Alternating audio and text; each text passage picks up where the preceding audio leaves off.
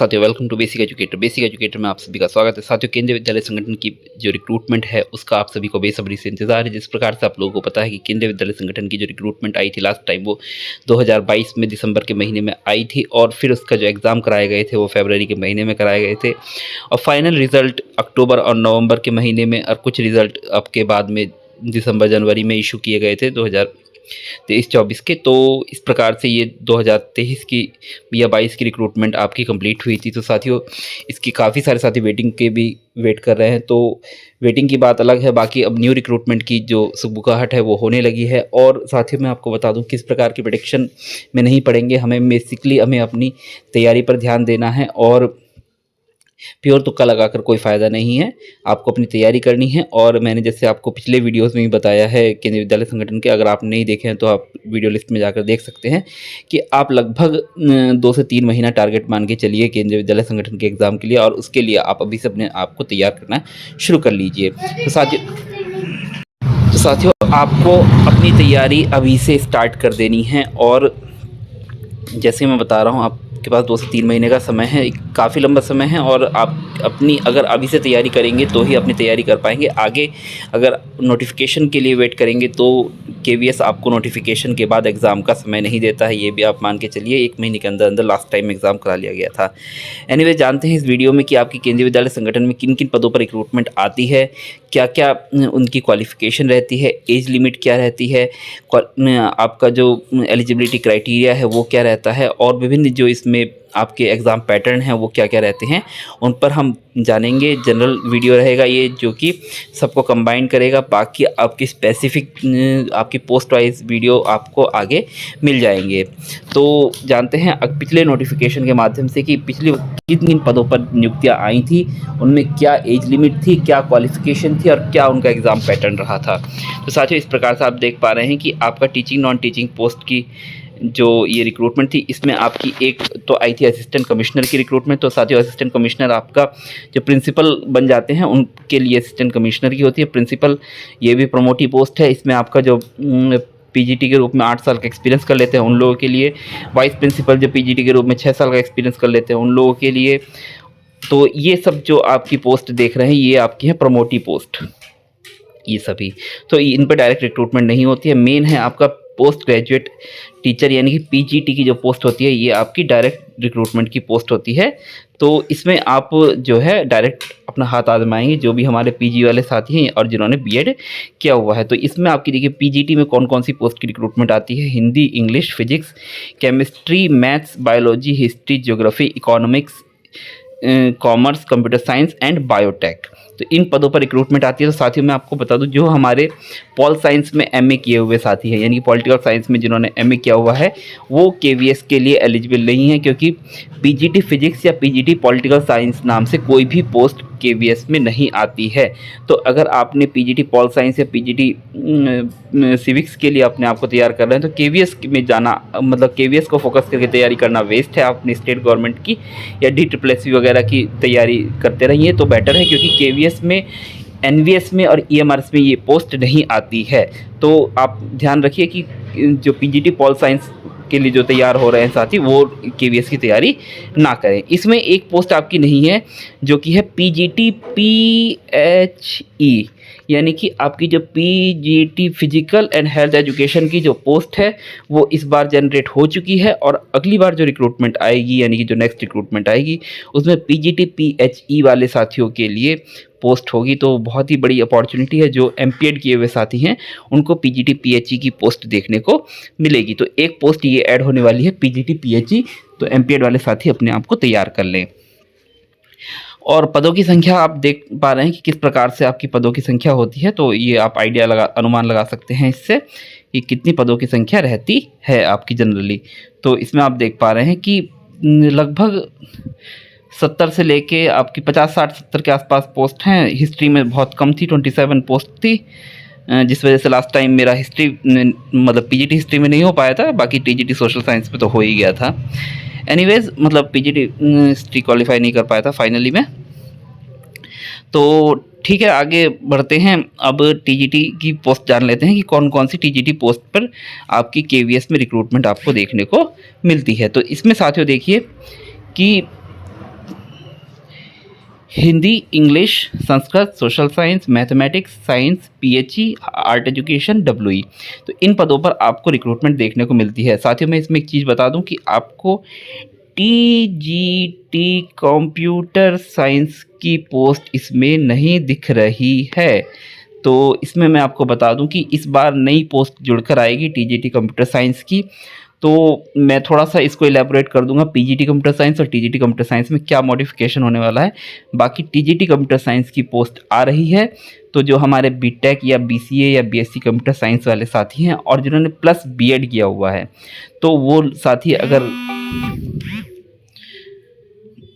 साथी अगर आपके बीएड किए हुए हैं और सीटेट किए हुए हैं वो साथी, तो आप केवीएस की तैयारी अपनी शुरू कर दीजिए, क्योंकि टीजीटी कंप्यूटर साइंस की पोस्ट आ रही है।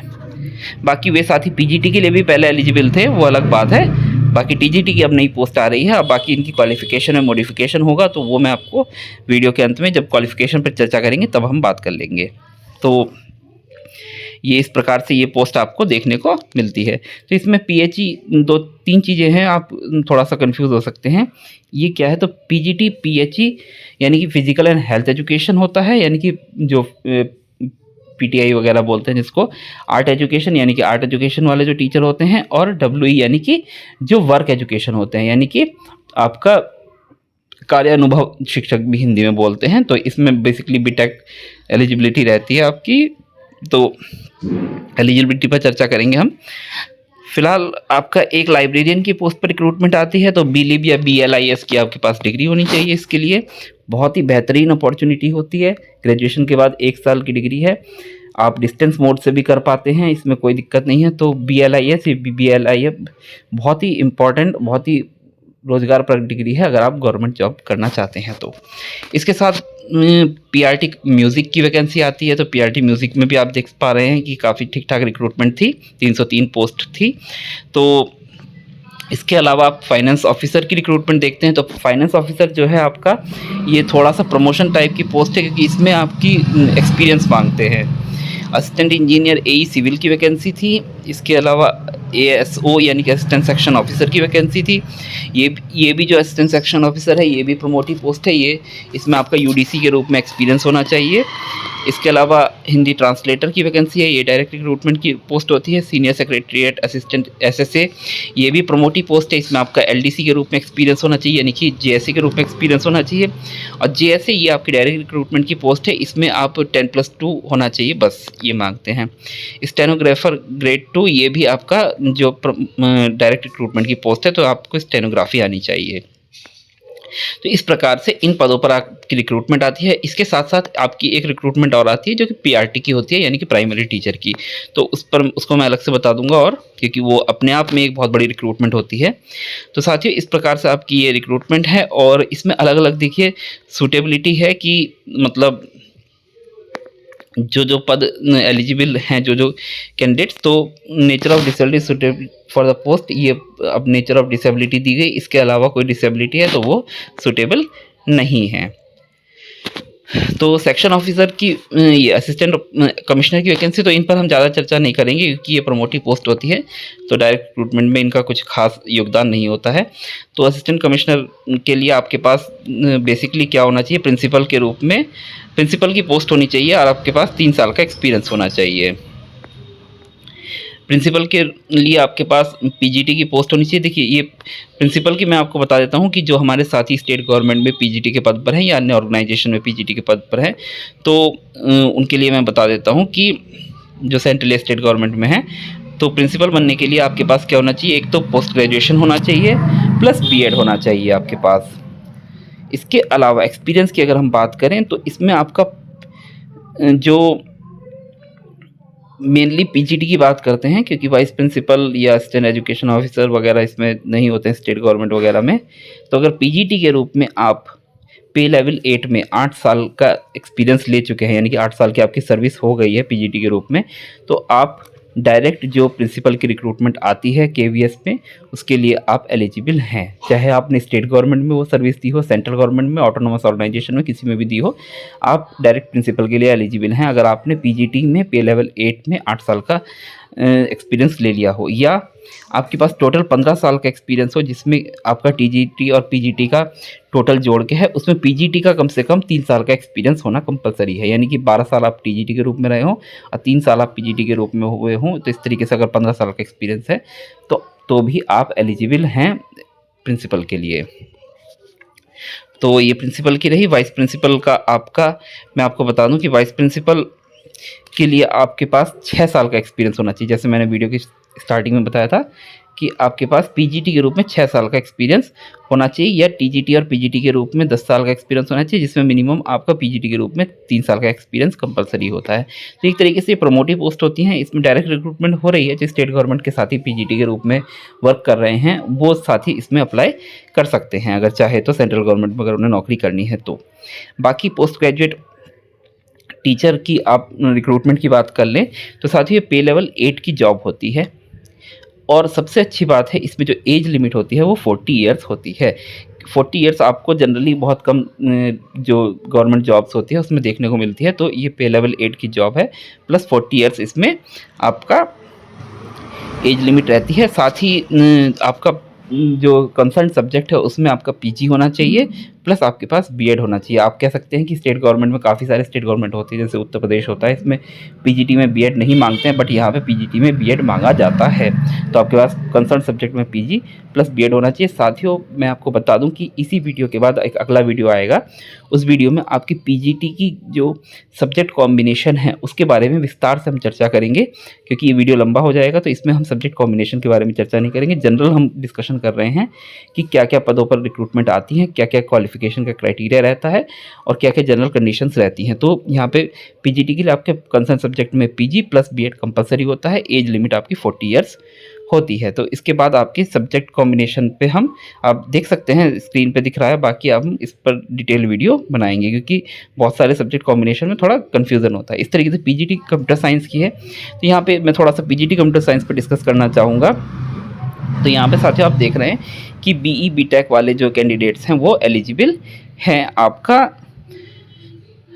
जो बीई बीटेक कंप्यूटर साइंस है वो आपके पीजीटी कंप्यूटर साइंस के लिए एलिजिबल हैं, और इसमें साथियों कहीं भी बीएड नहीं मांगा गया है। तो मैं आपको बता दूं कि इस बार जो पीजीटी कंप्यूटर साइंस की वैकेंसी आएगी तो बीई बीटेक वालों को और बीएससी कंप्यूटर साइंस बीसीए वगैरह वालों को जो है वो इस एलिजिबिलिटी से निकाल दिया गया है, उनको टीजीटी कंप्यूटर साइंस में डाल दिया गया। तो अगर आप बीई बीटेक कंप्यूटर साइंस है या बीएससी कंप्यूटर साइंस और आपका बीसीए वगैरह है तो उस केस में आप सिर्फ टीजीटी के लिए एलिजिबल हैं। पीजीटी के लिए आपके पास एमटेक एमएससी कंप्यूटर साइंस या एमसीए होना चाहिए, प्लस दोनों एलिजिबिलिटी में यानी कि टीजीटी और पीजीटी दोनों पोस्ट में आपकी एलिजिबिलिटी में बीएड कंपल्सरी जोड़ दिया गया है। यानी कि टीजीटी कंप्यूटर साइंस में भी आपको बीएड होना चाहिए और पीजीटी कंप्यूटर साइंस में भी आपके पास बीएड होना चाहिए। तो ये एक नई चीज़ इसमें जोड़ी गई है। तो जो साथी अभी डायरेक्टली बीटेक करके पीजीटी कंप्यूटर साइंस बन जाते थे तो उनकी समस्या थोड़ी बढ़ा दी गई है, क्योंकि एक तो उन्हें बीएड करना होगा, दूसरी बात अब वो पीजीटी नहीं बन पाएंगे, वो टीजीटी ही बन पाएंगे। और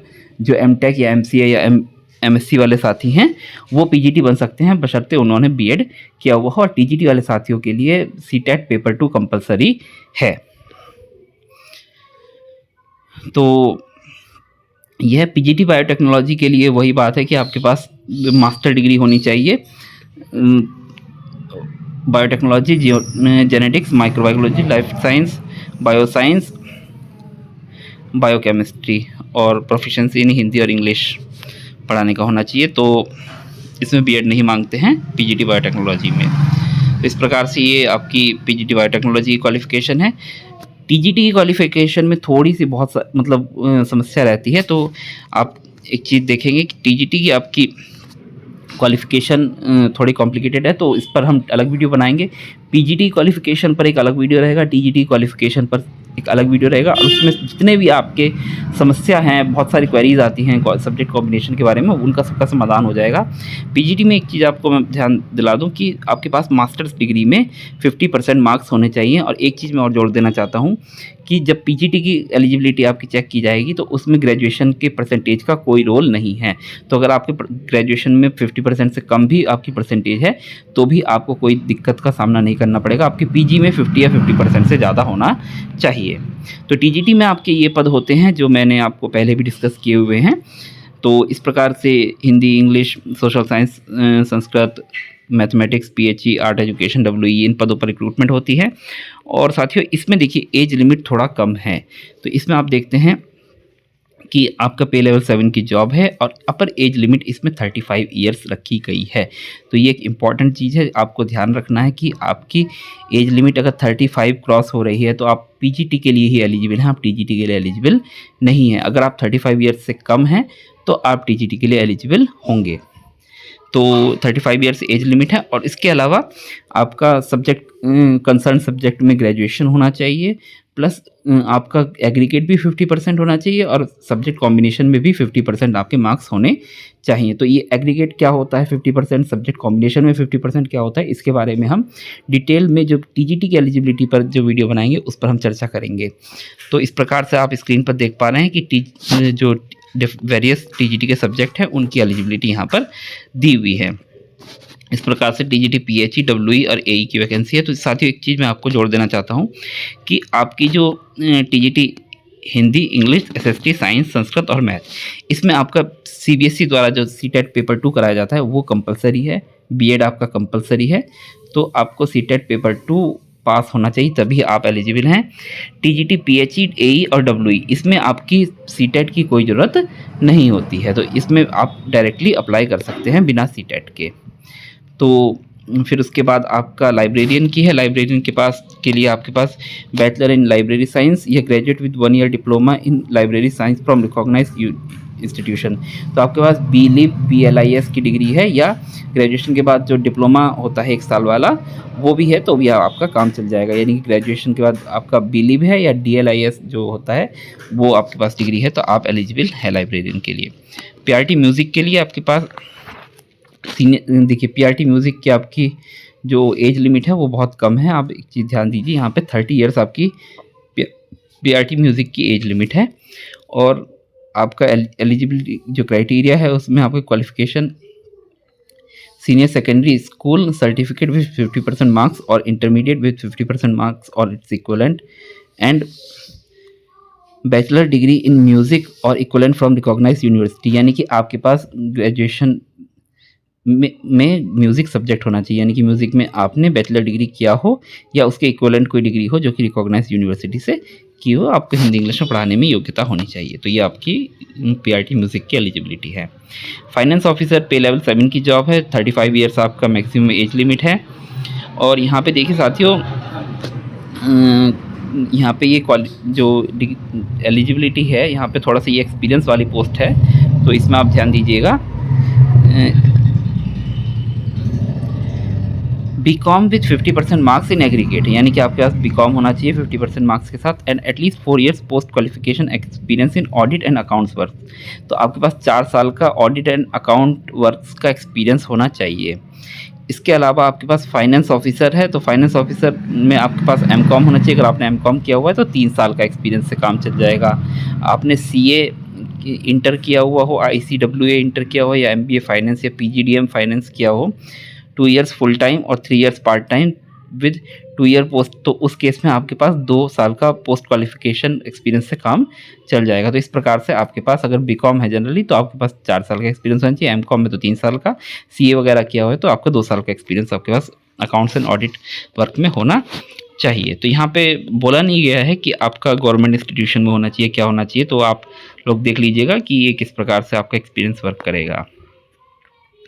असिस्टेंट इंजीनियर सिविल, यहाँ पे आपके पास सिविल इंजीनियरिंग में ग्रेजुएशन की डिग्री होनी चाहिए, यानी कि BTech होना चाहिए, 2 साल का एक्सपीरियंस होना चाहिए, design and engineering concern branch, या आपके पास अगर डिप्लोमा है तो आपके पास 5 साल का एक्सपीरियंस होना चाहिए। असिस्टेंट सेक्शन ऑफिसर के लिए आपके पास ये पे लेवल 6 की जॉब है और 35 ईयर्स मैक्सिमम एज लिमिट है। इसमें आपके पास ग्रेजुएशन के साथ 3 साल का एक्सपीरियंस होना चाहिए UDC के रूप में। साथ ही यहाँ पे क्लियरली बोला गया है state government, autonomous bodies, public sector undertaking, यानी कि central government, state government, autonomous organisation या PSU किसी में होना चाहिए, यानी कि गवर्नमेंट जॉब में आपका 3 साल का UDC के रूप में एक्सपीरियंस होना चाहिए, तभी आप ASO यानी कि असिस्टेंट सेक्शन ऑफिसर बन पाएंगे। पे लेवल 6 की जॉब है। इसके अलावा हिंदी ट्रांसलेटर की आपकी जॉब आती है, तो इसमें आपकी ये पे लेवल 6 की जॉब है और मैक्सिमम एज लिमिट जो है आपकी 35 है। तो हिंदी ट्रांसलेटर के लिए आपके पास हिंदी या Hindi with master degree of graduation in Hindi with English as compulsory और elective subject as medium of examination in और as medium of examination degree level, यानी कि आपके पास पीजी में हिंदी होना चाहिए और ग्रेजुएशन में इंग्लिश होना चाहिए, या पीजी में आपके इंग्लिश हो और ग्रेजुएशन में आपकी हिंदी हो। इस प्रकार से आपकी हिंदी ट्रांसलेटर की रिक्रूटमेंट है। इसमें कोई भी एक्सपीरियंस आपसे नहीं मांगा जाता है। और भी एलिजिबिलिटी है, आप इनको देख सकते हैं। इसके अलावा एसएससी की वैकेंसी है, तो एसएससी आपकी पे लेवल 4 की जॉब है और मैक्सिमम एज लिमिट इसमें 30 होती है। और इसमें आपके पास एलडीसी के रूप में 3 साल का एक्सपीरियंस होना चाहिए। एलडीसी या जेएसए जिसको बोलते हैं, इसके रूप में आपका 3 साल का एक्सपीरियंस कंपलसरी होता है, प्लस आपके पास ग्रेजुएशन की डिग्री होनी चाहिए। स्टेनोग्राफर ग्रेड 2 के लिए आपके पास ये पे लेवल 4 की जॉब है। मैक्सिमम एज लिमिट इसमें 27 ईयर्स है। देखिए सबसे कम एज लिमिट जो है आपकी स्टेनोग्राफर में ही है, 27 ईयर्स है। इसमें आपकी 12th पास होना चाहिए और आपकी स्टेनोग्राफी आपसे आनी चाहिए। कुल मिला के बात ये है। और जेएसए है, इसमें भी पे लेवल 2 की जॉब है आपकी। इसमें आपकी एज लिमिट 27 ईयर्स है और 10+2 आपके पास होना चाहिए। और उसके बाद आपकी टाइपिंग में जो स्पीड होनी चाहिए वो इंग्लिश में 35 होनी चाहिए या हिंदी में आपकी 30 वर्ड्स पर मिनट की स्पीड होनी चाहिए। तो इस प्रकार से आपकी ये डिफरेंट जो सब्जेक्ट्स हैं, उन मतलब पोस्ट है, उनकी क्वालिफ़िकेशन है। साथियों में टीजीटी और पीजीटी की जो आपकी क्वालिफ़िकेशंस है उस पर आपका डिटेल वीडियो बनाऊंगा। तो पीजीटी का अलग वीडियो मिल जाएगा आपको वीडियो लिस्ट में, और टीजीटी का अलग वीडियो मिल जाएगा कल तक, तो आप उसको देख लीजिएगा। तो इसमें आपको देखिए एज रिलैक्सेशन मिलता है। तो SC ST को 5 ईयर्स, OBC को 3 ईयर्स। विमेन, देखिए सबसे ख़ास बात ये है कि जो विमेन है, यानी कि जो टीचिंग पोस्ट के लिए अप्लाई कर रही हैं, टीजीटी, पीजीटी, लाइब्रेरियन और पीआरटी, उनको 10 साल का एक्सपीरियंस मिलता है। बहुत ही बड़ा मतलब एज रिलैक्सेशन यहाँ पर महिलाओं को दिया गया है। तो महिलाओं के लिए ये रिक्रूटमेंट खास होती है। जो KVS के एग्जिस्टिंग एम्प्लॉयज़ हैं, प्रमोशन के लिए मतलब एक तरीके से एग्ज़ाम दे रहे हैं, तो उनके लिए कोई एज बार नहीं है। और जिन्होंने सेंट्रल गवर्नमेंट में 3 साल की सर्विस दे दी है, तो उसमें जनरल को 5 ईयर्स, OBC को 8 साल और SC ST को 10 साल का एक्सपीरियंस हो जाता, मतलब वो मिलता है एज रिलैक्सेशन। तो इसमें मतलब बेसिकली जो SC ST है उसको 5 साल का और ज़्यादा मिल रहा है। मतलब सबकी जो एज मतलब आपका रिलैक्सेशन है वो 5 साल बढ़ जा रहा है। और जम्मू कश्मीर वगैरह का आप देख सकते हैं, डिसेबिलिटीज़ का आप देख सकते हैं। इस प्रकार से जो OBC होता है, OBC वालों को आपका 3 साल का जो एज लिमिट मतलब में एक्सटेंशन मिलता है। यहाँ पे साथियों एक चीज़ बहुत इंपॉर्टेंट होती है, कट ऑफ डेट। तो यहाँ पे कट ऑफ डेट देखिए डायरेक्टली मेंशन कर दिया जाता है कि आपकी जो कट ऑफ डेट है उस तारीख को आपका एज लिमिट और आपका एजुकेशनल एक्सपीरियंस और क्वालिफ़िकेशन ये सब चीज़ें पूरी हो जानी चाहिए। तो यहाँ पे आपके देखिए इसमें 26/12 बोला गया है। तो भले ही आपकी बाद में डेट एक्सटेंड हो, कुछ भी हो, तो 26/12 तक आपकी जो क्वालिफ़िकेशन है वो कंप्लीट हो जानी चाहिए। तो उसके बाद अगर आपके पास कोई डिग्री होती है, यानी कि उसके बाद आप अपनी जो क्वालिफाइंग डिग्री पास करते हैं, तो आप एलिजिबल नहीं होते हैं। और ये चीज़ देखा जाता है डॉक्यूमेंट वेरिफिकेशन के दौरान कि आपने कट ऑफ डेट से पहले अपनी डिग्री कंप्लीट कर ली थी या नहीं। साथियों इसमें एक चीज़ और बहुत इंपॉर्टेंट है, OBC कैटेगरी। तो मैं आपको बता दूं, देखिए OBC की आपकी 2 लिस्ट होती है, एक सेंट्रल लिस्ट, एक स्टेट लिस्ट। तो आपको देखना है कि आपकी जो जाति है, आपकी जो कम्युनिटी है वो सेंट्रल लिस्ट में आती है या नहीं। अगर आपकी जाति सेंट्रल लिस्ट में आती है तभी आप OBC के तहत आरक्षण के पात्र हैं, और आपकी जाति अगर सेंट्रल लिस्ट में नहीं आती है तो आपको OBC का आरक्षण नहीं मिलेगा, आप अंडर UR ही कैटेगरी में काउंट होंगे। और OBC के लिए जो सेंटर की जो जॉब होती है उसके लिए सर्टिफिकेट भी अलग बनता है। तो मैं उसके रिगार्डिंग, सर्टिफिकेट्स के रिगार्डिंग भी एक अलग वीडियो बनाऊंगा, तो उसमें आपको OBC का अलग सर्टिफिकेट कैसे बनाना होता है तो उसके बारे में आपको जानकारी मिल जाएगी। बाकी आप हमारी पुरानी वीडियोज़ को देखेंगे, जो पिछली रिक्रूटमेंट में KVS को मैंने फॉलो किया था उसमें भी आपको मिल जाएंगी। तो आपको OBC के लिए अलग सर्टिफिकेट बनवाना होता है, प्लस आपको OBC का जो जाति है आपकी वो सेंट्रल लिस्ट में होनी चाहिए, तो वही आपकी एलिजिबल होंगे। साथ ही क्रीमी लेयर वाला क्लॉज उसमें लिखा हुआ होना चाहिए, तो वो सर्टिफिकेट में ही क्रीमी लेयर वाला क्लॉज होता है। तो उनका आपका सर्टिफिकेट के फॉर्मेट्स भी अलग अलग हैं, तो उन पर हम डिटेल में चर्चा कर लेंगे। EWS कैटेगरी वालों के लिए भी वही चीज़ है कि आपका जो सर्टिफिकेट है EWS वाला वो सेंट्रल वाला होना चाहिए, स्टेट वाला नहीं होना चाहिए। तो आप इसको भी प्रॉपर्ली देख लीजिएगा।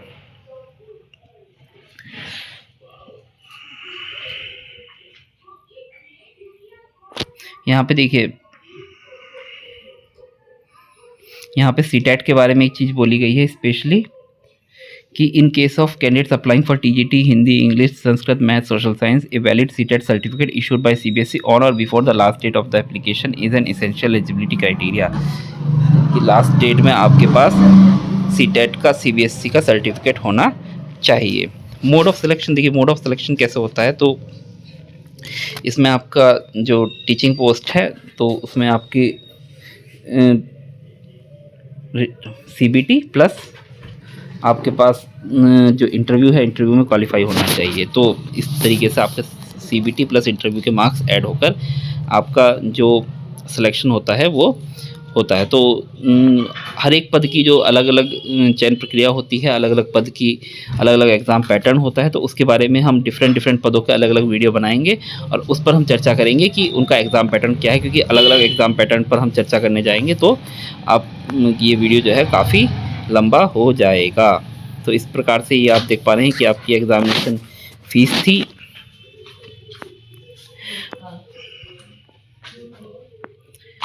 और थोड़ा PRT के बारे में बता देता हूँ कि इस बार आपकी देखिए PRT की ये 6414 पदों पर वैकेंसी आई थी। और इसमें साथियों मैं बता दूं आपकी जो B.Ed को जोड़ा गया था, बट B.Ed आपको जैसे ही पता है सुप्रीम कोर्ट के डिसीजन के अनुसार B.Ed को हटा दिया गया है, तो B.Ed वाले अब एलिजिबल नहीं हैं। तो प्राइमरी की जो PRT की पोस्ट होती है वो पे लेवल 6 की जॉब होती है और अपर एज लिमिट आपकी 30 ईयर्स है। ये ध्यान रखना है कि अपर एज लिमिट 30 ईयर्स है, इसमें एज रिलैक्सेशन होता है। महिलाओं को 10 साल का एक्सपीरियंस रिलैक्सेशन है, तो महिलाएं 40 साल तक अप्लाई कर सकती हैं। इसके अलावा SC/ST को 5 साल, OBC को 3 साल का आपका छूट होती है। इसमें आपके पास senior secondary plus diploma in elementary education होना चाहिए 50% मार्क्स के साथ। इसके अलावा अगर आपने BLED किया हुआ है तो सीनियर सेकेंडरी प्लस BLED भी उसमें एलिजिबल होते हैं। इसके अलावा B.Ed को इसको हटा दिया गया है। Diploma in education, special education भी अगर आपने कर रखा है तो भी आप एलिजिबल हैं। इसके साथ साथ आपके पास CTET पेपर 1 क्वालिफाई होना चाहिए और नॉलेज ऑफ कंप्यूटर ये डिज़ायरेबल होता है, इसका कोई बहुत बड़ा रोल नहीं है। तो B.Ed वाले जो इसमें क्लॉज है वो हटा दिया गया है। अब B.Ed वाले जो हैं वो इस पोस्ट के लिए एलिजिबल नहीं हैं। तो इस प्रकार से ये बाकी जो टर्म्स एंड कंडीशन है वो सेम ही हैं सभी के लिए जो मैं डिस्कस कर चुका हूँ। और मोड ऑफ सिलेक्शन भी आपका वही है कि आपको पहले CBT होगा प्लस इंटरव्यू होगा, उसी के आधार पर आपका सिलेक्शन होगा।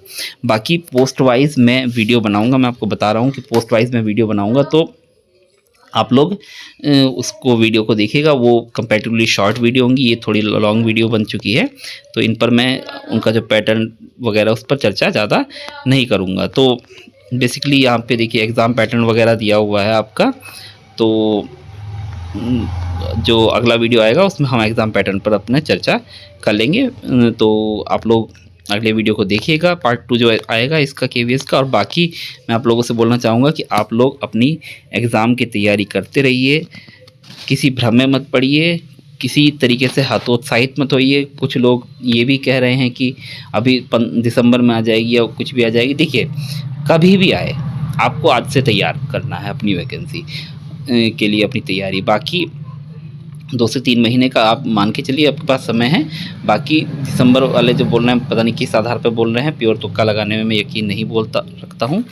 इसके अलावा आप उस दिसंबर की डेट सोच के ये हतोत्साहित हो सकते हैं कि अब तो मेरे पास टाइम ही नहीं है, अब तो मैं परेशान हो जाऊंगा, मतलब अब तो मैं कुछ नहीं कर पाऊंगा। तो ये सब नहीं सोचना है, आपके पास समय है, आप तैयारी कीजिए।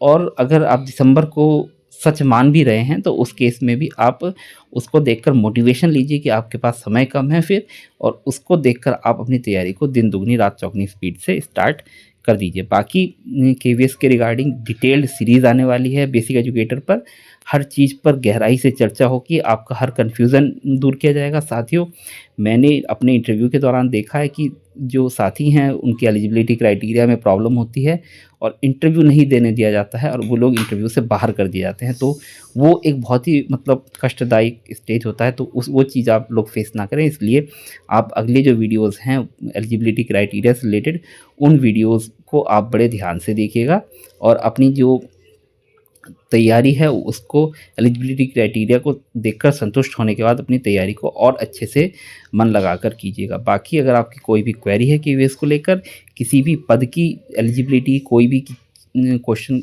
है आपको उसको लेकर, तो आप लोग वीडियो पर कमेंट कर सकते हैं या आप टेलीग्राम के माध्यम से अपने हमें जुड़कर आप अपनी समस्या रख सकते हैं। आपके सवालों का जवाब देने का प्रयास किया जाएगा। टेलीग्राम का लिंक आपको वीडियो के डिस्क्रिप्शन में मिल जाएगा और केवीएस की भर्ती के दौरान बेसिक एजुकेटर आपके साथ बना रहेगा। आप हमारी प्रीवियस वीडियो लिस्ट देख सकते हैं। अपने पूरी केवीएस की भर्ती को पूरी प्रामाणिकता के साथ, पूरी ऑथेंटिसिटी के साथ फॉलो किया है। कोई भी क्लिकबेट थंबनेल नहीं मिलेंगे, कोई भी र्यूमर या अफवाह नहीं मिलेगी।